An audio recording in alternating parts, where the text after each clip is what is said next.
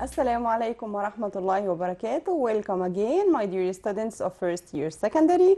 Here is Miss Iman Da'as keeping my promise to tell you the secret of superiority. أهلا بيكم أبنائي وبناتي طلاب الصف الأول الثانوي، وعلى وعدنا هنعرف مع بعض سر التفوق. Today, inshallah, we're gonna complete chapter 1 in our story or our novel that is Oliver Twist. We will go through this story or this chapter in more detail. Okay, and we will discuss that through all kinds of questions that you're gonna find in your exam paper. هنناقش أكتر Oliver Twist chapter 1 بجميع أنواع الأسئلة اللي ممكن تقابلها في الإكزام paper بتاعتك اللي هي WH question, critical thinking question, and quotation questions. I hope you will find it enjoyable and full of benefit. Let's start together. Here we have a question that is a quotation, okay? Why are you crying? You're very lucky to work here. Who said this? To whom? Number 2, why was the addressed person sad and crying? Number 3, was he really lucky to work at that place? Why and why not? Take care my dear students. هنخلي بالنا كويس قوي لان الكوتيشن ده اللي هو اوله why are you crying ده كوتيشن similar لكوتيشن تاني برضو اوله why are you crying. بس هنخلي بالنا من الكومبليشن لما يقول لي you're lucky to work here يبقى here هنا على طول هعرف ان السبيكر هنا هم the managers of the workhouse. The managers of the workhouse. يبقى كلمة here لما يقول لي to work here يبقى the managers of the workhouse. To whom? To طبعا Oliver. Okay. Why was he sad and crying? Because he left his friends. احنا طبعا من الكوتيشن ده او من الكراينج بتاعته ده بنعرف ان Oliver is a sensitive character. Is a sensitive character. He was sad to leave his friends. And the only home he had ever known. طيب. Was he really lucky to work there in the workhouse? Of course no. أكيد ما كانش محظوظ. Why? Because he worked hard there. However, his bed was very uncomfortable and the food was never enough. So the boys were so close to starving. Starving اللي هو يموت من الجوع. اوكي اللي هي زي ما بنقول كده starving اللي هو زي مجاعة أو بيموت من الجوع. يبقى طبعا he wasn't lucky. question اللي بعده وده the most famous quotation in Oliver Twist. أشهر quotation في Oliver Twist. اوكي وأشهر scene طبعا the most famous scene and quotation. Please sir I want some more. Please sir I want some more. الquestion اللي عليها who said this to whom.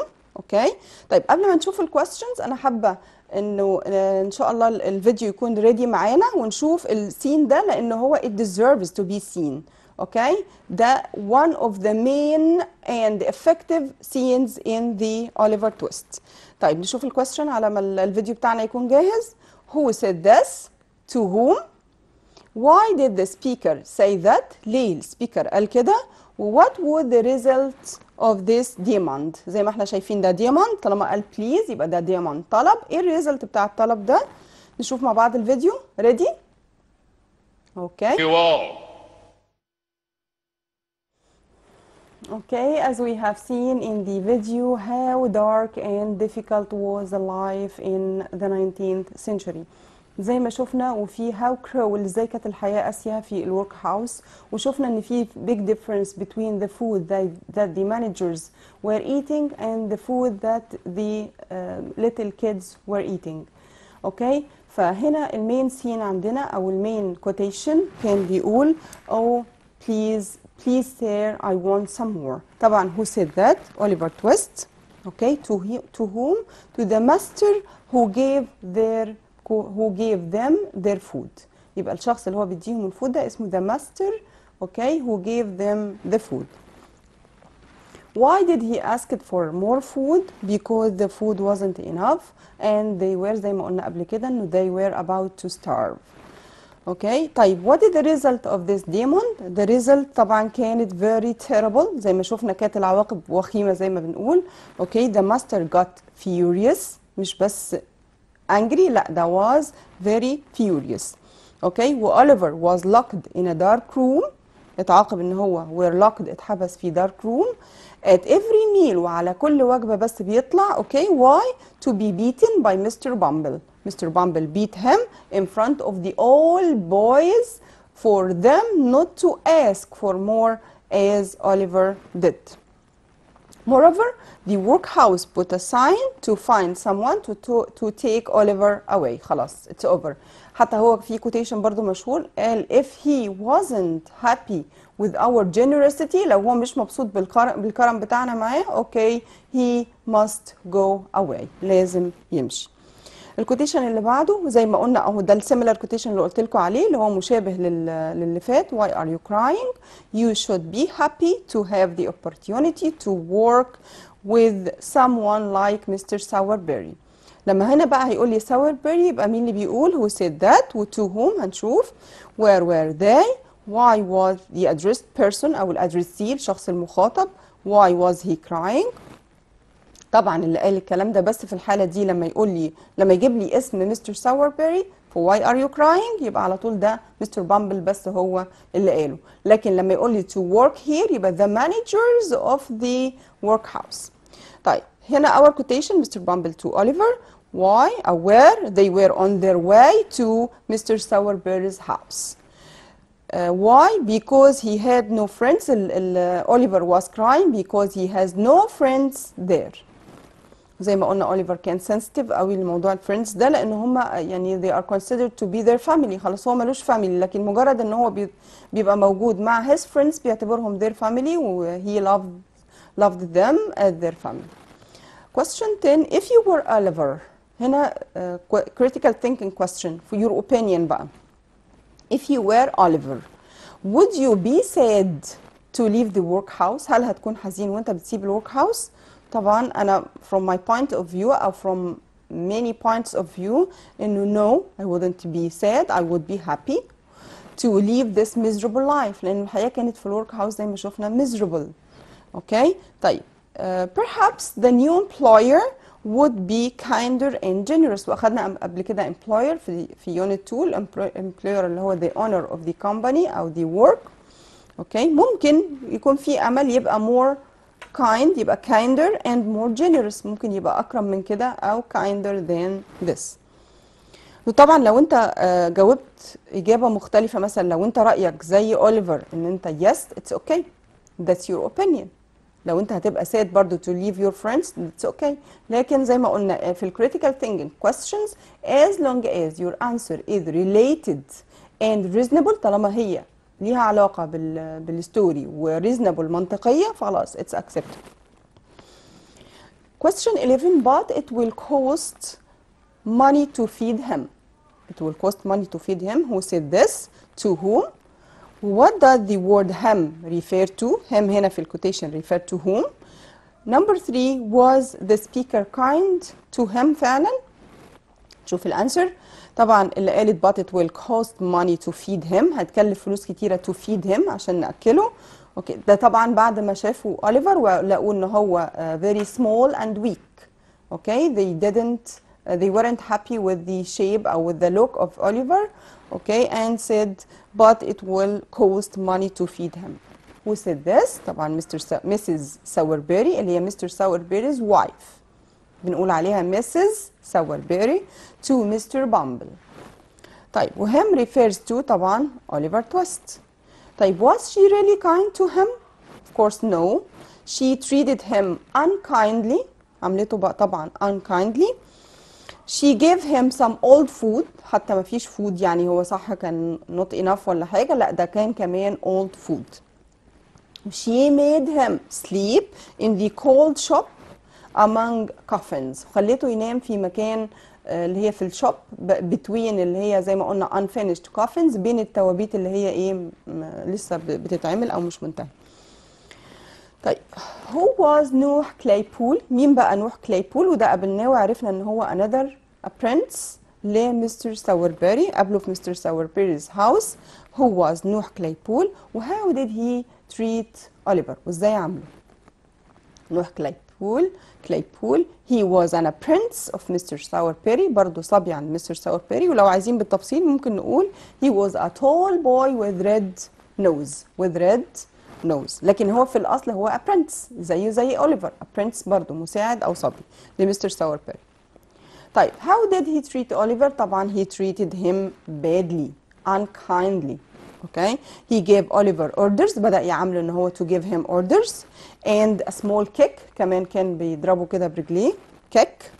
Okay, to make sure Oliver knew who the master was، عشان يعمل عليه بقى ان هو ايه master. ومن ضمن الاوردرز اللي كان بيديها له مثلا كان بيقول له open the shutters. الشاترز اللي هي الابواب بتاعه الشبابيك، واحيانا الشاترز بنقولها على الشيش. انتوا عارفين الفيرب شت يقفل، اوكي، شت زي كلوز، اوكي.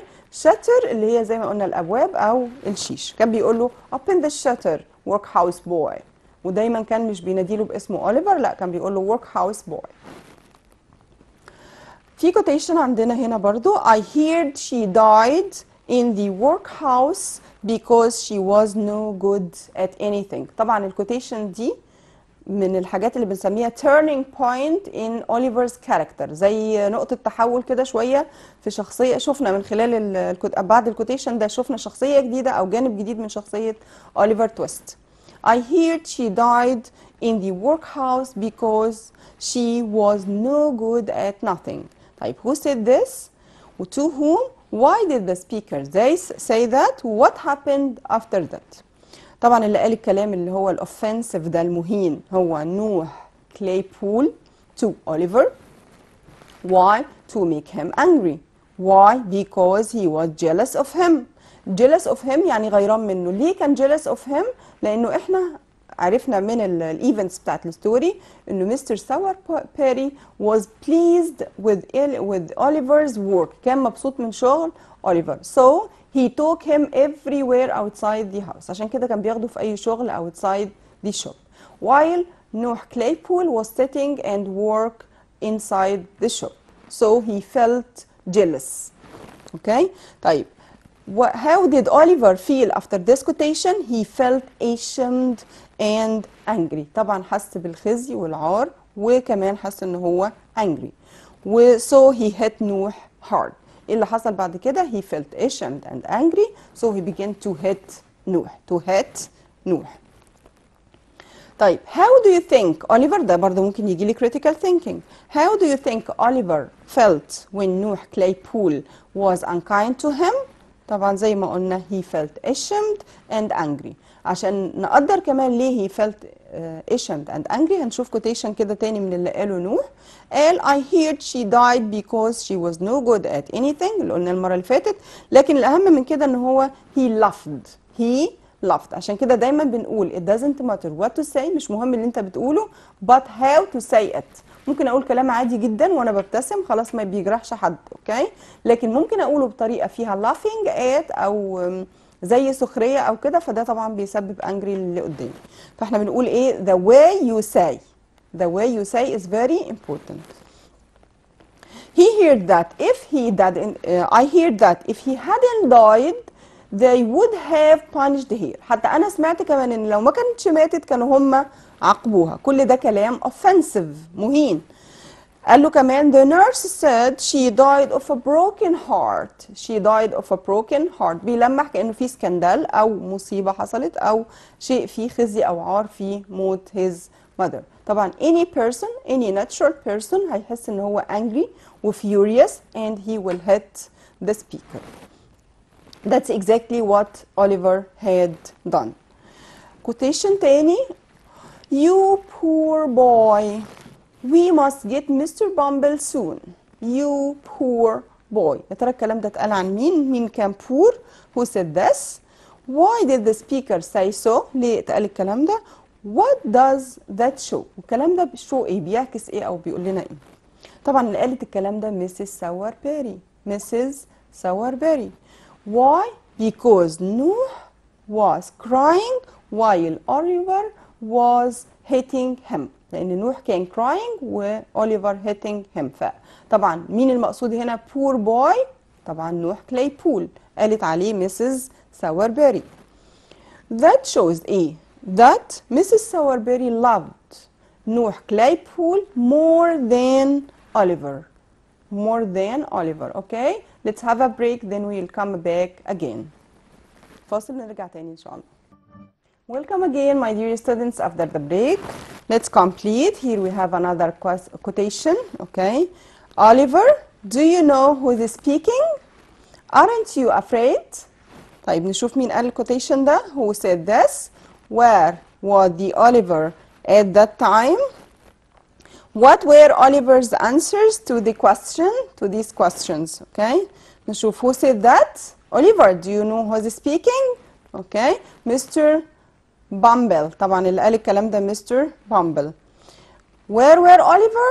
Where was Oliver? Oliver was in the cold and dark cellar in Mr. Sowerberry's house. طبعا هو كان موجود ساعتها في cellar اللي هو حاجة like underground كده. اوكي. موجودة في Sowerberry's house. اوكي. He said that نشوف بقى الانسرز بتاع اوليفر تويست. He said that he knew who was speaking and that he wasn't afraid. وده جانب تاني من شخصية اوليفر، ان هو كان a little bit brave، كان شجاع، ان هي قال له لا انا I know who is speaking و I am not afraid. I am not afraid. اوكي. طيب what advice did Mr. Bumble give to Mrs. Sowerberry? ايه الادفايس ان Mr. Bumble give to Mrs. Sowerberry after this hard situation?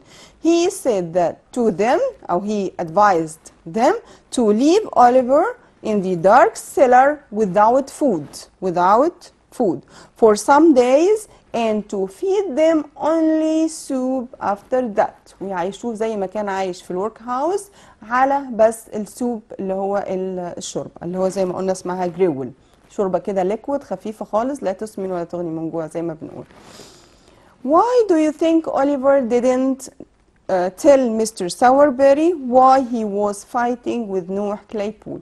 ليه تعتقد ما قالش أوليفر على السبب اوكي اللي هو بسببه اتخانق مع نوح كلايبول؟ ليه يا ترى؟ لانه maybe احنا قلنا اول ما تشوف do you think يبقى ده critical thinking. اوكي.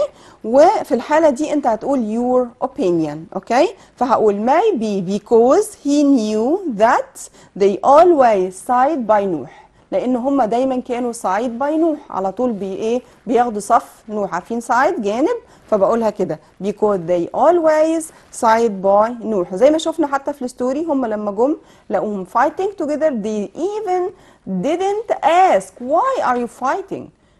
They just took Oliver and put him in the cellar without asking for the reason. ممكن أقول رأي تاني or maybe he believed that they didn't care for his feeling. هو عارف إنه أصلا they didn't care for his feeling، وده قد إيه بيبين إنه الحياة فعلا كانت unbearable very difficult in Mr. Sowerberry's house.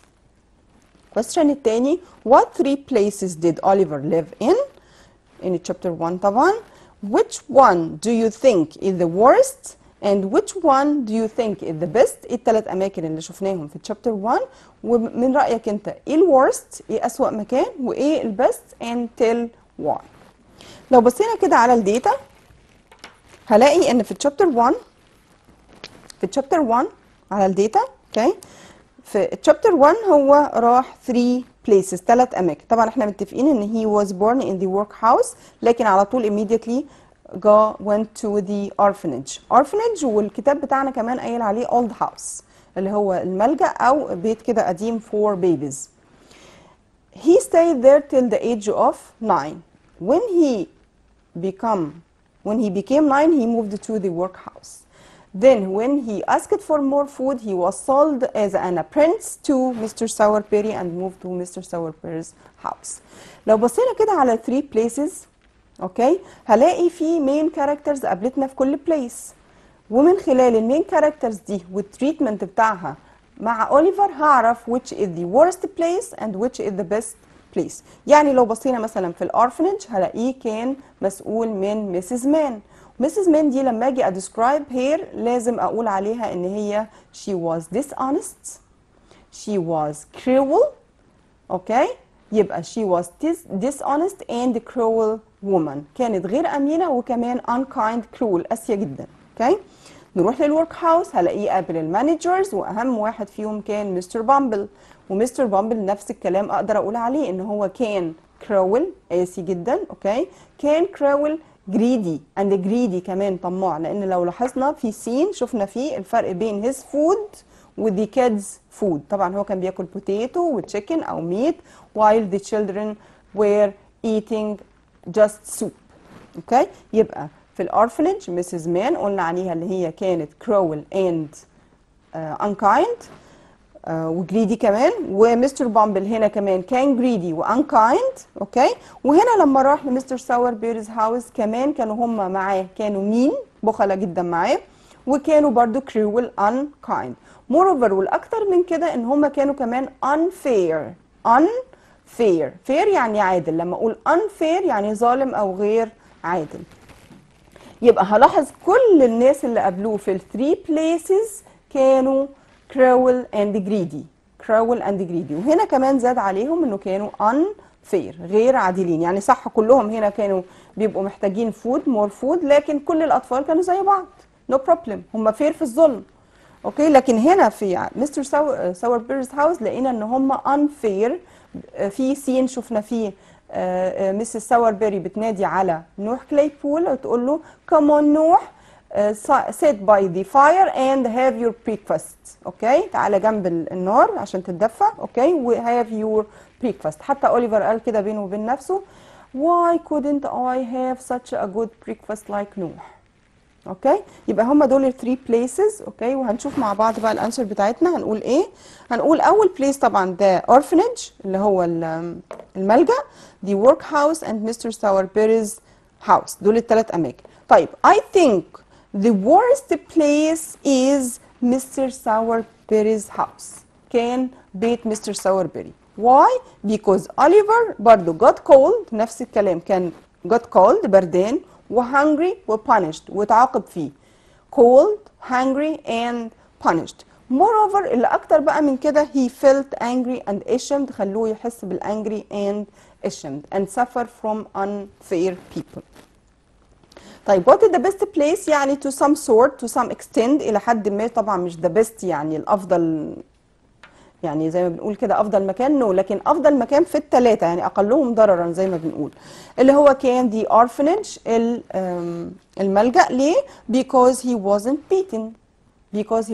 beaten there. at least على الاقل ما كانش في حد beat him بيضربه في الorphanage. يبقى the worst place كان Mr. Sowerberry's house و the best place was the orphanage. That's point of view. لو انت عندك اي point of view مختلفة عن كده ممكن تشاركنا بيها. اوكي او ممكن تكتبها طالما انت convinced with. طيب هنا بقى critical thinking again. if you were Oliver would you leave Sowerberry's house. لو انت كنت مكان Oliver كنت فعلا هتسيب Sowerberry's house و why. طبعا زي ما احنا شايفين in the picture he was running away. okay yes if I were Oliver I would have left. if I were Oliver I would leave the house of Mr. Sowerberry. why? because life in Mr. Sowerberry's house was unbearable. unbearable يعني لا تطاق. خلاص I can't bear it anymore. طيب in your opinion what caused Oliver's mother to die. ده سؤال شوية من أول chapter. in your opinion what caused Oliver's mother to die. ايه سبب الدث بتاع Oliver Twist's mother. I think because she was weak and ill. لأن هي كانت weak and ill. beside كمان the lack of care in the workhouse. كمان نقص الcaring الاهتمام في الworkhouse. يبقى نقول because I think because she was ill and weak beside the shortage or the lack of care in the workhouse. طيب do you think people were right to leave their villages and work in factories. برضو دي سؤال جنرال كده على الستوري من خلال عن الشابتر 1 من خلال الايفنتس اللي احنا شفناها في شابتر 1. هل الناس اللي سابوا their villages و came to towns to find jobs were they right? Was that a good decision? هل ده كان قرار صائب to leave their villages and work in factories؟ نشوف مع بعض الانسر. طبعا no, I don't think so. No. Why? Because they weren't trained. Number one, عشان اشتغل in a factory او at any job او في اي مهنة لازم ابقى well trained الاول، ابقى متدرب عليها كويس. Okay. Number two, they didn't get enough money. الcircumstances طبعا كانت غير صحية خالص في العمل. They didn't get enough money or food or place to live in. وحتى ما خدوش على ابسط حقوق الانسان اللي هو food, money because of their work, money بسبب شغلهم، ولا place حتى to live in. و they became destitute. زي ما قلنا المرة اللي فاتت destitute means very very poor. very very poor. طيب هنا طبعا تاني بنقول على الكاركتر المين كاركترز. اوكي، لو احنا عايزين نشوفها بالتفصيل قلنا في الاولد هاوس او الارفنيج كانت ميسيس مان ووصفناها ان هي dishonest, greedy and cruel. cruel زي ما قلنا هي نفسها unkind. يبقى لو عايزه اتكلم عن الكاركتر اللي هي ميسيس مان من خلال اللي شفناه هقول ان ميسيس مان was dishonest كانت غير امينه dishonest, greedy طماعه and cruel وقاسيه. المكان الثاني place 2 the workhouse ده كان شفنا فيه مستر بامبل والمانجرز of the workhouse، وشفنا فيه the master who gave them their food. كلهم كانوا بيتصفوا ان هم او نقدر to describe them ان هم they were greedy and cruel. place 3 ثالث مكان اوكي كان مستر ساوربيري's house. مستر ساوربيري's house كان بيت مستر ساوربيري. وكمان لقينا انه they were they اللي هم مين؟ مستر ساوربيري، مسز ساوربيري، نوح كلايبول اللي هو the apprentice. they were all unfair and cruel to him. unfair and cruel to him. طب لو جالي سؤال مخصوص عن مستر ساوربيري هل اقدر اقول عليه ان هو he was kind to Oliver؟ طبعا no. I can't say that because there is no clear situation. مفيش clear situation يوضح ان هو he was kind to him.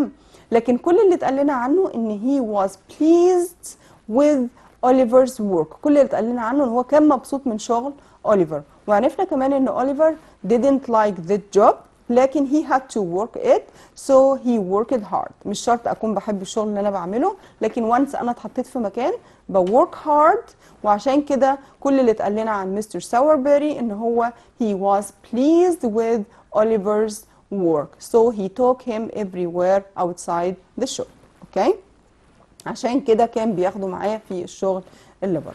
وكمان هتلاحظوا لو احنا شفنا مثلا الموفي هلاقيه بيقول له مستر بامبل وهو بيقنعه عشان ياخد اوليفر تويست بنقول ان هو he has a sad face مناسب للجوب بتاعته. هو كان الجوب بتاعته اقدر اقول عليه ان هو اندرتيكر. عارفين اندرتيكر اللي هو حنوتي؟ يس. وكل المناسبات بتاعته الاوكيجن بتاعته اكيد sad. فهو عشان to convince him to take Oliver away of the workhouse he said that oh Mr. Sowerberry he had a sad face. he had a sad face that can help you. يبقى كل البليسز او كل الكاركترز اللي قابلت اوليفر تويست زي ما قلنا نقدر نقول عليهم كانوا كرول، كانوا جريدي، كانوا مين بخلة، واخر حاجه كمان كانوا unfair غير عادلين. Don't forget بقى ان شاء الله next episode ان شاء الله we're gonna discuss together the exam paper. اوكي، هنناقش مع بعض exam كامل ان شاء الله on units. طبعا انت هتستدي at home ان شاء الله unit 1 2 and 3 هنحاول نذاكرهم كلهم مع chapter 1 of course. اوكي، ولو في اي difficult question just write it and call us to know them. اوكي، وان شاء الله هنناقش مع بعض امتحان كامل عشان نبقى ready for October exam عشان تبقى جاهز لامتحانات اكتوبر ان شاء الله. هنناقش كل الاسئله اللي موجوده في الاكزام بيبر بس على اليونتس 1 2 3 and chapter 1. So please don't forget to prepare yourself. اوكي، طيب نشوف كده مع بعض تاني question هنا. اوكي.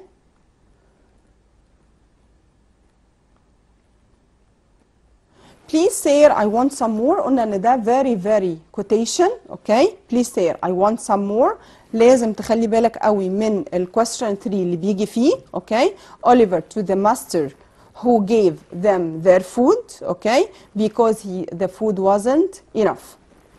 هنا كمان the master ايه بقى الريزلت بتاع الريكوست دوت او الديماند دوت؟ انه Oliver was locked, got punished, was locked. كانوا خلاص حبسوه في dark room. اوكي. without food of course. without food. عمل ايه اوليفر في البانشمنت ده؟ كان he was crying himself till sleep. كان بيفضل to cry himself till sleep لحد ما ينام. اوكي. وكمان at every meal او at each meal Mr. Bumble beat him in front of the whole boys. قدام كل الهول boys. ليه؟ as a warning for them. كتحذير ليهم. don't ask for more food. اوكي. moreover كمان وان الريزلت كمان the workhouse put a sign. اوكي. to find someone to take Oliver away. من السيتويشن ده لو قال لي مثلا لو جاب لي question على اوليفرز كاركتر وقال لي do you think Oliver was brave? do you think Oliver was brave؟ طبعا هقول yes Oliver was brave وهقول السيتويشنز كذا سيتويشن جات لنا ظهر فيها انه كان brave. He was number one he was the only one to ask for more food in the workhouse. Number two كمان when نوح كليبول said bad things أو bad sentences about Oliver's mother, he was brave enough to defend his mother and began to hit نوح كليبول. كمان كان brave when he was locked in the cellar and Mr. Bumble came to him and asked him, oh Oliver, do you know who's speaking? قال له yes I know who's speaking. أيوة أنا عارف مين بيتكلم. okay. aren't you afraid؟ قال له aren't you afraid؟ قال له no I'm not afraid. no I'm not afraid. هو دايما كده صاحب الحق لازم يبقى strong enough. يبقى من الكاركترز من الجانب من أوليفر كاركترز أقدر أقول إن he was brave.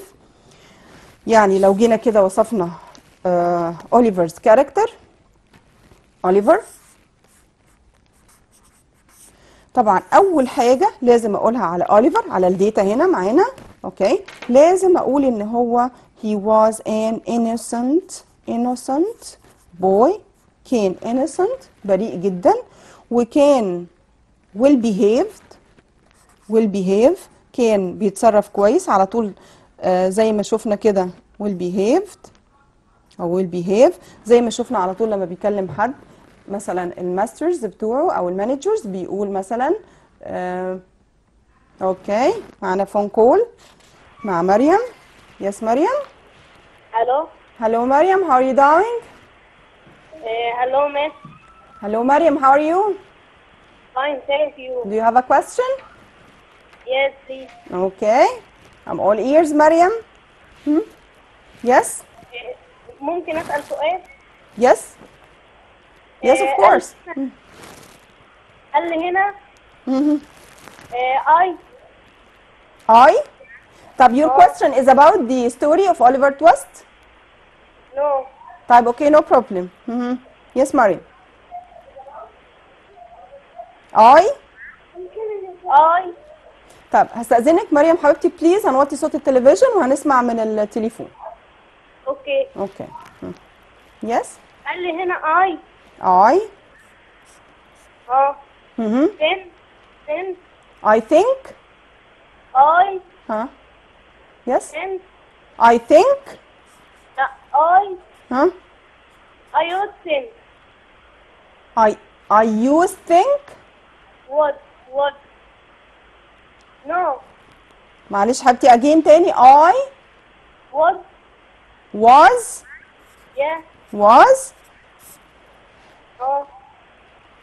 I was since I was since would I would I would مش was طيب اوكي I would since I would think send send I would send send I would send yes مريوم بليز حبيبتي هنوطي صوت التلفزيون ونسمع من الموبايل بليز او من التليفون. okay Yes I would send بالسي I would help send بالسي سي مش دي send sent I would send yes you you you I would send you an email yeah yes هي دي جملة F F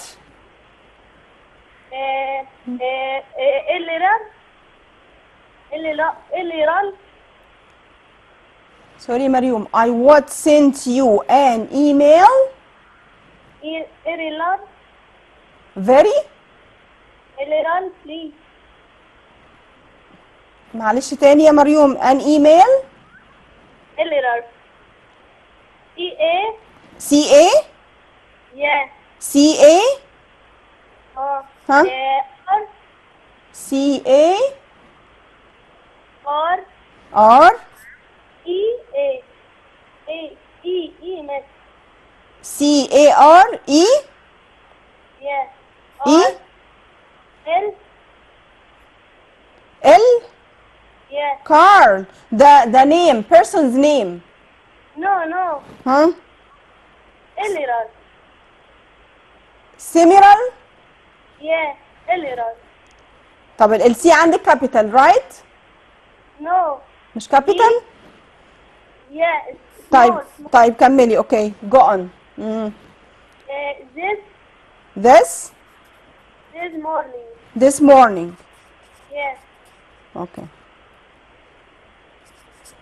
I would send you an email Carl this morning okay define the mistake define the mistake yeah okay thank you مريم هنسمع مع بعض الإجابة. بصي يا حبيبتي I would send you an email Carl this morning طبعا دي الحالة دي F تانية بس طبعا المفروض يكون في جزء تاني بس no problem بس حتى لو مش حالة F I would send طبعا it's impossible to use send طبعا عندنا الverb send والpast بتاعه sent والpast participle برضو sent اوكي طيب after the models بعد المودلز اللي هي سواء كانت would or will or can or could or shall or should كل الحاجات دي اوكي او shouldn't منفيه او want او غيره او may او كل الكلام ده لازم بيجي بعده infinitive لازم بيجي بعده ايه infinitive اللي هي زي ما بنسميها الموديل verbs اللي هي الافعال الناقصه will would كل الكلام ده اوكي